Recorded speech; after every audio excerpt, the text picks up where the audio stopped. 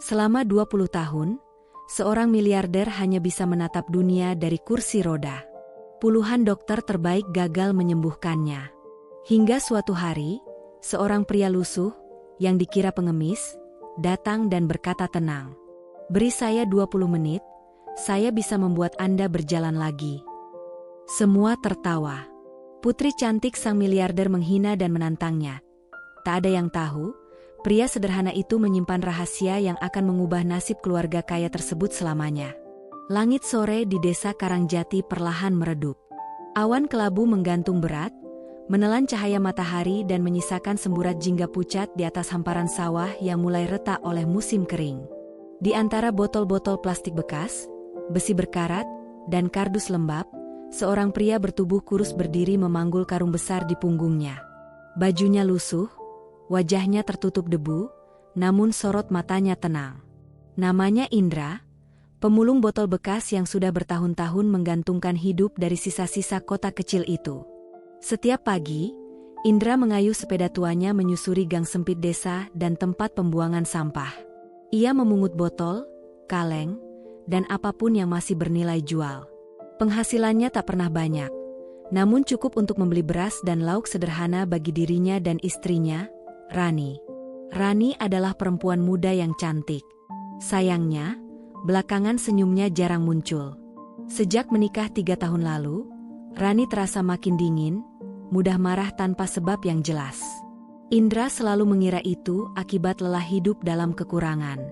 Sore itu, Indra pulang lebih cepat. Karungnya sudah penuh dan hujan tampaknya akan segera turun. Ia mengayuh sepeda menuju rumah kecil di ujung desa, rumah beratap seng dengan dinding papan yang mulai lapuk. Namun sebelum sampai, langkahnya terhenti. Dari celah pintu rumah yang sedikit terbuka, terdengar suara lirih. Bukan suara tangisan, melainkan desah pelan yang membuat dadanya bergetar. Indra menajamkan pandangannya. Ada seseorang di dalam. Ia mendekat dengan langkah hati-hati. Karung di punggungnya bergeser, menimbulkan gesekan halus. Kini terdengar jelas suara Rani dan suara seorang pria lain. "Cepat, jangan lama-lama. Nanti dia pulang." Suara Rani bergetar. "Tenang saja, sayang. Dia pasti masih di luar," jawab suara pria itu santai. Waktu seakan berhenti. Dari celah pintu, Indra melihat kenyataan yang menghancurkan. Istrinya, perempuan yang ia cintai dan perjuangkan, tengah bersama pria lain di ranjang yang setiap malam ia tiduri. Karung itu jatuh ke lantai dengan bunyi keras. Rani terlonjak. Pria itu buru-buru meraih pakaiannya dan kabur lewat jendela belakang. Rani menatap Indra dengan mata membelalak. Wajah Indra pucat, namun matanya merah menyala. "Indra, aku bisa jelaskan," ucap Rani terbata. "Jelaskan apa, Rani?" Suara Indra serak. "Aku pergi memulung buat beli makan, dan kau malah..." Kalimatnya terhenti. "Aku lelah hidup miskin, Indra," potong Rani. "Capek makan nasi garam, capek pakai baju bekas. Kau pikir aku bisa bahagia hidup seperti ini?" Kata-kata itu menampar Indra lebih keras dari apapun. Ia tak mampu menjawab. "Keluar dari rumah ini," bentak Rani. "Aku tidak mau hidup dengan pemulung lagi." Rani mendorong tubuh Indra keluar. Hujan mulai turun, langit menghitam. Indra berdiri terpaku, air hujan membasuh wajahnya bercampur air mata yang tak ia sadari mengalir. Ia tak menoleh lagi. Rumah itu kini tak pantas lagi disebut tempat pulang. Malam itu, Indra duduk di gubuk kosong di pinggir sawah. Lampu-lampu desa tampak jauh berkelip. Perutnya lapar, tubuhnya menggigil, namun pikirannya terlalu remuk untuk peduli. "Kalau hidup cuma begini, buat apa aku terus bertahan?" gumamnya. Namun di lubuk hatinya, ada suara kecil yang menolak menyerah. Ia teringat pesan ibunya dulu, "Selama kau masih bernapas, artinya kau belum kalah." Indra menatap karung botol di sampingnya, lalu mengepalkan tangannya. "Baik, aku akan pergi ke kota. Mungkin nasibku menunggu di sana." Keesokan harinya, Indra mengayuh sepeda tuanya menuju kota besar terdekat. Ia hanya membawa pakaian seadanya, karung bekas, dan uang receh hasil penjualan botol kemarin. Perjalanan memakan waktu 2 hari. Malam pertama ia tidur di emperan toko. Malam kedua, ia menumpang di musala tua di pinggiran kota. Saat tiba di jantung kota, indera terpukau. Gedung-gedung menjulang, kendaraan berdesakan, orang-orang berjalan tergesa dengan pakaian rapi. Ia merasa kecil, namun jantungnya berdegup kencang. Sayangnya, kota tak ramah bagi orang seperti Indra. Tak ada yang mau mempekerjakannya. Ia mencoba menjadi tukang cuci mobil, penjaga parkir, bahkan pemungut sampah kota. Semua menolak karena ia tak punya alamat tetap. Hari berganti hari. Indra bertahan hidup dari roti sisa dan air keran taman. Hingga suatu sore, saat ia duduk lelah di bangku taman, matanya tertumbuk pada selembar brosur yang tertiup angin dan menempel di kakinya. Ia mengambilnya. Tulisan besar di atasnya berbunyi, diberikan hadiah 1 miliar rupiah bagi siapapun yang dapat menyembuhkan Tuan Arman Mulyo. Di bawahnya tertera alamat, Jalan Sudirman nomor 88, Mentari Residence. Indra membaca berulang kali. Menyembuhkan? Orang kaya? Aku bukan dokter. Namun sesuatu di dalam dirinya bergetar. Entah mengapa, ia merasa panggilan itu ditujukan padanya. Ia memang bukan dokter, tetapi ia memiliki sesuatu, sebuah anugerah aneh yang selama ini ia sembunyikan. Bertahun-tahun lalu, ia pernah menyembuhkan anak tetangga yang demam tinggi hanya dengan menempelkan tangan di dahinya. Suhu tubuh anak itu turun seketika. Ia juga pernah menyelamatkan kambing sekarat dengan mengusap punggungnya.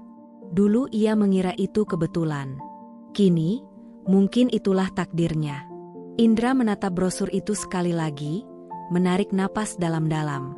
Kalau ini jalanku, gumamnya pelan, aku harus mencoba. Rumah Tuan Arman Mulyo menjulang megah bak istana kecil di tengah kawasan elit. Gerbang besi tinggi berdiri kokoh, taman luas terawat rapi, dan 2 orang satpam berjaga di depan pintu utama. Indra berhenti di hadapan gerbang itu. Pakaian lusuh melekat di tubuhnya, rambutnya berantakan, karung besar masih menggantung di punggung. Ia menarik napas dalam-dalam, lalu melangkah maju. Permisi, saya ingin bertemu Tuan Arman, ucapnya pelan. Satpam pertama menatapnya dengan sinis. Kau siapa? Pengemis? Bukan.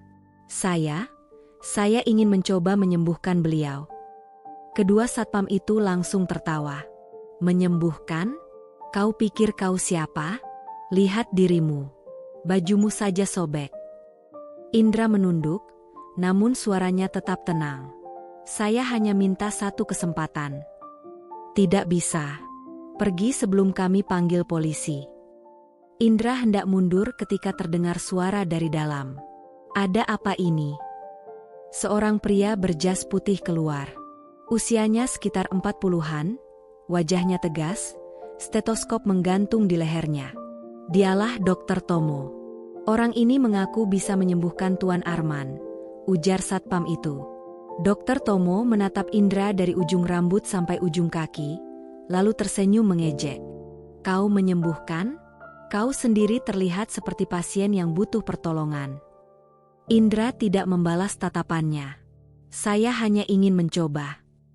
Dr. Tomo mendengus. Kau tahu siapa Tuan Arman? Dia lumpuh 20 tahun. Puluhan dokter gagal menyembuhkannya, termasuk saya. Kau pikir orang seperti kau bisa? Indra menjawab lirih, saya tidak tahu. Tapi izinkan saya mencoba. Saat Tomo hendak mengusirnya, Indra tiba-tiba berkata pelan, dokter akhir-akhir ini sulit tidur, tubuh lemas, dan nafsu makan berkurang, bukan? Tomo menatap tajam. Apa? Dari mana kau tahu? Wajah Anda pucat, lingkar mata menghitam, dan tangan Anda sedikit bergetar. Itu bukan kelelahan biasa. Dokter Tomo terdiam. Semua yang dikatakan Indra benar. Untuk pertama kalinya, wajah sombongnya berubah serius. Ia menatap Indra lama, lalu berkata pelan, baik, masuklah. Tapi kalau kau main-main, aku sendiri yang akan mengusirmu. Begitu masuk, Udara di dalam rumah terasa berbeda. Wangi obat, aroma bunga, dan suara mesin medis bercampur menjadi satu. Indra dibawa ke kamar besar di lantai 2. Di atas ranjang mewah, terbaring seorang pria tua berwajah pucat, Tuan Arman Mulyo. Di sampingnya duduk seorang wanita muda berparas cantik namun dingin. Tatapannya tajam, bibirnya merah menyala. Dialah Siska, putri sematawayang Arman sekaligus presiden grup perusahaan keluarga. Begitu melihat Indra, Siska langsung berdiri. "Siapa orang ini?" bentaknya. "Dia mengaku bisa menyembuhkan ayah Anda," jawab Dokter Tomo ragu. "Hah? Lihat pakaiannya saja seperti pemulung." Indra tetap diam. Siska melangkah mendekat, menatapnya dari atas ke bawah. "Kau pikir ini tempat orang jalanan? Ayahku dirawat dokter terbaik, bukan orang gila dari jalanan." Dokter Tomo menunduk. "Saya juga tidak yakin, Nona, tapi dia tampak tahu sesuatu." Siska menatap ayahnya yang terbaring tak bergerak, hanya alat medis yang berbunyi lirih. Dengan nada sinis ia berkata, "Baik, kalau kau bisa menyembuhkan ayahku, aku akan memberimu apapun yang kau minta." Ia menatap Indra tajam. "Bahkan, aku rela jadi istrimu." Ruangan mendadak hening. Semua orang terkejut. Indra tak menanggapi. Ia hanya melangkah pelan ke sisi ranjang, menatap tubuh Arman yang lemah, lalu meletakkan tangannya di atas kaki pria tua itu. Seketika, ruangan terasa hangat. Indra memejamkan mata. Tangannya bergerak perlahan, memijat lembut, menekan titik-titik tertentu yang lama mati rasa. Ia tak bicara, hanya sesekali menarik napas panjang. 20 menit berlalu. Dokter Tomo memeriksa monitor. Denyut jantung Arman meningkat. Tubuhnya mulai bergerak. "Apa yang kau lakukan?" bisik Siska tak percaya. Tiba-tiba Arman menghela napas panjang dan membuka mata. Di mana aku?" Suaranya lemah tapi jelas. Siska menjerit. Ayah sadar." Dokter Tomo memeriksa cepat. Ini luar biasa. Tanda vitalnya normal." Arman menatap sekeliling, lalu memandang Indra. "Kau siapa, anak muda?" Indra tersenyum kecil. "Nama saya Indra, Pak. Saya hanya mencoba membantu." Arman perlahan menggerakkan kakinya. Siska menjerit lagi, lebih keras. "Ayah." Kaki ayah bergerak. Semua terpaku. Arman menurunkan kakinya ke lantai, mencoba berdiri. Tubuhnya goyah, tapi akhirnya tegak. Untuk pertama kalinya dalam 20 tahun, Arman Mulyo berdiri di atas kakinya sendiri. Air mata mengalir di wajahnya. Aku bisa berdiri." Siska menutup mulutnya, menangis tanpa suara. Ia menatap Indra lalu menunduk dalam-dalam. Aku minta maaf atas kata-kataku." Indra mengangguk pelan. "Tidak apa-apa. Yang penting ayah Anda sembuh." Tiba-tiba, praaak. Sebuah vas bunga di dekat jendela pecah berantakan. Semua terkejut. Indra spontan menoleh. "Hati-hati. Ada yang mencoba mencelakai." Dokter Tomo berlari ke jendela, namun tak melihat siapapun. Angin malam masuk dingin dan tajam. Indra menatap pecahan kaca di lantai. "Ada yang tidak ingin Tuan Arman sembuh," katanya pelan. Siska menatapnya serius. "Apa maksudmu?" Indra tidak menjawab. Ia memungut serpihan kaca, menatapnya sejenak, lalu berkata lirih, "Seseorang mengatur semuanya dari balik bayangan, dan saya akan mencari tahu." Malam itu, suasana rumah keluarga Mulyo dipenuhi rasa haru. Dokter Tomo tak henti-hentinya memuji kemampuan Indra, seolah masih tak percaya pada apa yang baru saja ia saksikan. Tuan Arman tertawa bahagia, tawa yang sudah puluhan tahun tak pernah terdengar di rumah itu. Siska, yang sebelumnya begitu dingin dan angkuh, kini menatap Indra dengan pandangan berbeda. Bukan lagi meremehkan, melainkan penuh rasa hormat. Keesokan harinya, sesuai janjinya, Arman menyerahkan hadiah uang dalam jumlah besar kepada Indra. Namun Indra hanya tersenyum dan menolak sebagian besar dari itu. Ia hanya meminta cukup untuk membeli sebuah rumah kecil di pinggiran kota. Kemewahan tak pernah menarik hatinya. Bahkan, ia memilih bekerja di perusahaan milik Siska sebagai asisten pribadi. Siska tidak menolak.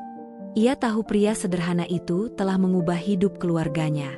Namun di balik sikap profesionalnya, perlahan tumbuh sesuatu di hatinya, rasa kagum yang diam-diam berubah menjadi cinta.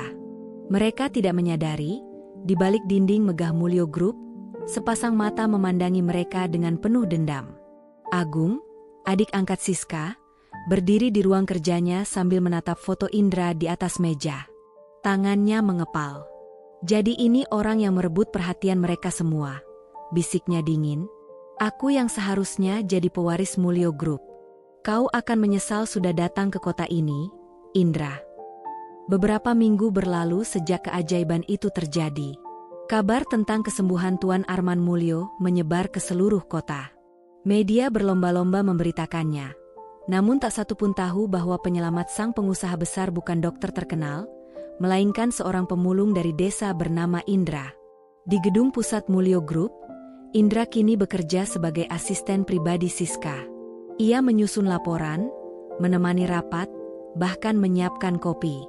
Meski berpakaian rapi, sikapnya tetap sederhana. Tak ada kesombongan dalam dirinya. Banyak karyawan memandangnya dengan heran, bahkan iri. Bagaimana mungkin pria seperti itu bisa begitu dekat dengan presiden perusahaan? Namun bagi Siska, Indra bukan sekadar pegawai. Setiap kali ia melihat Indra berdiri tenang di balik kaca ruangannya, dadanya bergetar. Rasa kagum itu berubah menjadi perasaan yang lebih dalam, meski ia sendiri belum berani mengakuinya. Suatu pagi, Indra mengetuk pintu ruangannya. "Masuk," ucap Siska sambil mendongak dari meja kerja. Indra melangkah pelan, membawa beberapa berkas. "Ini laporan keuangan bulan lalu, Nona Siska. Sudah saya periksa ulang, tidak ada kesalahan." Siska tersenyum kecil.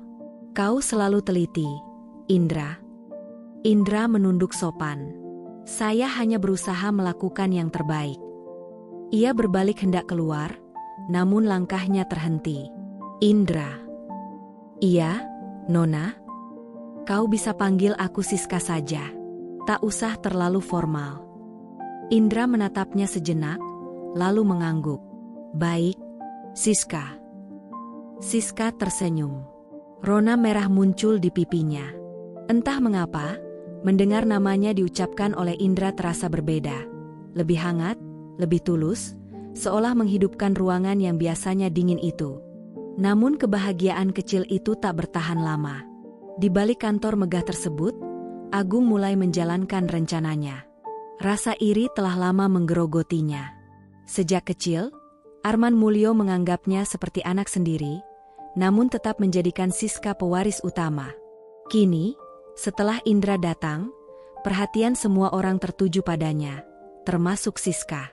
Suatu malam, di ruang kerjanya yang gelap, Agung duduk menatap layar laptop. Data transaksi perusahaan terpampang jelas. Bibirnya melengkung sinis. "Sedikit saja aku ubah angka-angka ini, besok perusahaan akan kacau, dan semua akan menuduh Indra." Jarinya mengetik cepat, menyisipkan tanda tangan digital atas nama Indra, lalu mengirim laporan manipulatif itu ke bagian audit. "Besok kau akan jadi kambing hitam, Indra." Keesokan harinya, suasana kantor mendadak tegang. Beberapa staf keuangan berlari ke ruang Siska membawa dokumen tebal. "Nona Siska, ada masalah besar." Laporan bulan lalu menunjukkan transaksi fiktif senilai 2 miliar rupiah. Siska terkejut. "Apa? Dari mana datanya?" "Dari laporan yang ditandatangani asisten Anda, Indra." Semua mata tertuju pada Indra yang berdiri di sudut ruangan. Wajahnya tertegun. Saya tidak pernah." "Cukup," potong Siska. Suaranya tegas namun matanya diliputi kebingungan. "Kita periksa dulu." Beberapa menit kemudian, laporan itu ditampilkan di layar besar. Di bawah kolom tanda tangan digital, jelas tertulis nama Indra Prasetyo. Tatapan curiga mengarah padanya. Agung melangkah masuk dengan wajah prihatin. "Kak Siska, aku sudah bilang sejak awal. Orang ini mencurigakan. Datang entah dari mana, tiba-tiba dapat kepercayaan besar. Dan sekarang lihat apa yang terjadi." Indra menatap Agung dengan mata tenang namun tajam. "Jadi ini ulahmu?" Agung tertawa kecil. "Ulahku? Kau menuduh tanpa bukti. Hati-hati, Indra. Di tempat seperti ini, kata-kata bisa membunuh." Siska menatap Indra ragu. Hatinya bergejolak antara percaya dan kecewa. "Indra, aku ingin mempercayaimu. Tapi semua bukti mengarah padamu." Indra menunduk. "Saya mengerti. Tapi izinkan saya mencari kebenarannya sendiri." Hari itu, Indra diskors sementara. Ia tidak melawan. Ia hanya kembali ke rumah kecilnya di pinggiran kota, duduk di kursi tua sambil menatap langit senja. Namun dalam hatinya, ia tahu siapa dalangnya. Mereka harus tahu kebenarannya, gumamnya. Malam itu juga, Indra kembali diam-diam ke gedung perusahaan. Ia mengenakan pakaian petugas kebersihan dan menyelinap lewat pintu belakang. Ia tahu keamanan kantor ketat, tapi ia juga tahu celahnya, ruang server di lantai bawah yang jarang dijaga malam hari. Dengan tenang, ia membuka komputer dan mencari file laporan asli yang pernah ia buat. Benar saja, file itu telah diubah. Lebih dari itu, ia menemukan jejak digital akun milik Agung sebagai pelaku perubahan data. Indra menyalin semua bukti ke dalam flash disk dan hendak pergi. Namun langkahnya terhenti. Di depan pintu, Agung sudah berdiri bersama dua petugas keamanan. "Kau pikir aku tak tahu kau akan datang?" Suaranya dingin. "Aku sudah menunggu." Dua penjaga langsung menarik tangan Indra. Agung tersenyum puas. "Kau akan kukirim ke penjara. Di sana tak ada yang peduli kau pemulung atau pahlawan." Indra menatapnya lurus. "Kau tak akan menang, Agung. Kebenaran selalu punya jalan." Agung menampar wajah Indra keras, lalu berbisik di telinganya, "Kebenaran milikku lebih mahal dari kejujuranmu." Pagi berikutnya, kabar itu menyebar dengan cepat. Indra ditangkap atas tuduhan pencurian data dan manipulasi keuangan perusahaan. Berita itu sampai ke telinga Siska saat ia sedang sarapan di rumah. Dokter Tomo yang menyampaikannya, dengan wajah berat dan suara pelan. "Aku tidak percaya," gumam Siska lirih. "Dia bukan orang seperti itu." Dokter Tomo menatapnya penuh empati. "Aku juga sulit mempercayainya. Tapi bukti yang ditemukan terlalu kuat." Siska terdiam. Tatapannya kosong, hatinya gelisah. Dalam benaknya terlintas kembali wajah Indra semalam, tatapan tenang, jujur, tanpa rasa takut sedikitpun. Ada sesuatu yang terasa janggal. Tanpa banyak pikir, ia segera mengambil kunci mobil dan melaju menuju kantor polisi. Namun sebelum ia memasuki ruang pemeriksaan, seorang petugas menghentikannya. "Nona Siska?" Ia menyerahkan sebuah amplop coklat. "Ini ditemukan di ruang server semalam," katanya milik Indra. Siska membuka amplop itu. Di dalamnya terdapat sebuah flash disk kecil dan secari kertas dengan tulisan tangan sederhana. "Kebenaran ada di sini. Percayalah pada matamu, bukan kata orang." Indra. Jantung Siska berdegup kencang. Ia kembali ke mobil, menyalakan laptop, lalu membuka isi flash disk itu. Apa yang muncul di layar membuat darahnya berdesir. Rekaman CCTV memperlihatkan dengan jelas malam ketika laporan keuangan diubah. Sosok Agung tampak duduk di depan komputer, mengetik cepat, lalu menyalin tanda tangan digital Indra. Siska menutup mulutnya. Air matanya jatuh tanpa bisa ditahan. "Indra, kau benar." Tanpa menunggu lama, Siska membawa seluruh bukti itu ke pihak kepolisian. Keadaan pun berbalik. Agung ditangkap di kantornya sendiri saat sedang memerintahkan pegawai menghapus data server. "Lepaskan aku," teriaknya panik. "Kalian tidak tahu siapa aku." Namun polisi tak bergeming. Bukti yang ditinggalkan Indra terlalu kuat untuk dibantah. Sore itu, Indra akhirnya dibebaskan. Saat ia melangkah keluar dari kantor polisi, matahari mulai tenggelam di balik gedung-gedung tinggi. Di tepi trotoar, Siska sudah menunggu. Begitu melihat Indra, ia berlari menghampiri tanpa peduli pandangan orang-orang di sekitarnya. "Indra," serunya.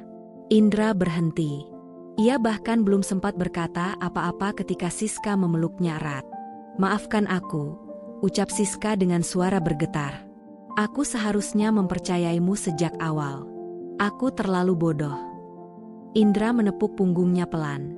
"Tak apa, Siska. Aku tahu kau hanya ingin melindungi perusahaan dan keluargamu." Siska menatapnya dalam-dalam. Mata mereka bertemu. "Tapi kau sudah melakukan lebih dari siapapun.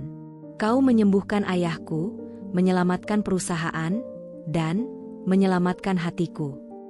Indra terdiam. Ia tak tahu harus berkata apa. Namun senyum kecil di wajahnya sudah cukup membuat dunia Siska terasa damai.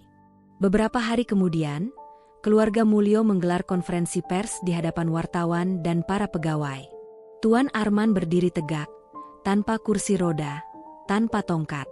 "Saya berdiri di sini hari ini," katanya lantang, "bukan karena keajaiban medis, melainkan karena ketulusan seorang pria sederhana." Ia menoleh ke arah Indra. Pria itu bernama Indra. "Mulai hari ini, ia bukan hanya penyelamat hidup saya, tetapi juga bagian dari keluarga ini." Tepuk tangan bergemuruh. Agung diproses hukum, seluruh aset yang disalahgunakannya dikembalikan, dan perusahaan kembali stabil. Sore harinya, di taman belakang rumah besar itu, Siska duduk di bawah pohon mangga bersama Indra. Angin berembus lembut, langit berwarna keemasan. "Ayah bilang," ucap Siska pelan, "kalau aku sudah dewasa, aku harus bisa membedakan orang yang mencintaiku karena diriku, dan yang mencintaiku karena hartaku." Indra menatapnya lembut. "Dan kau sudah tahu jawabannya?" Siska mengangguk kecil. "Sudah." Ia menggenggam tangan Indra.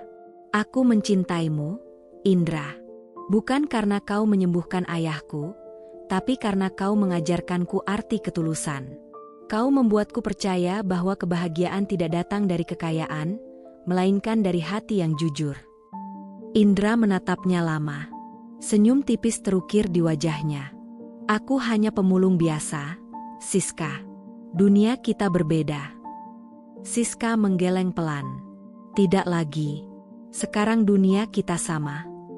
Ia menatap mata Indra, lalu tanpa banyak kata menutup jarak di antara mereka. Cinta yang selama ini tersembunyi akhirnya menemukan jalannya.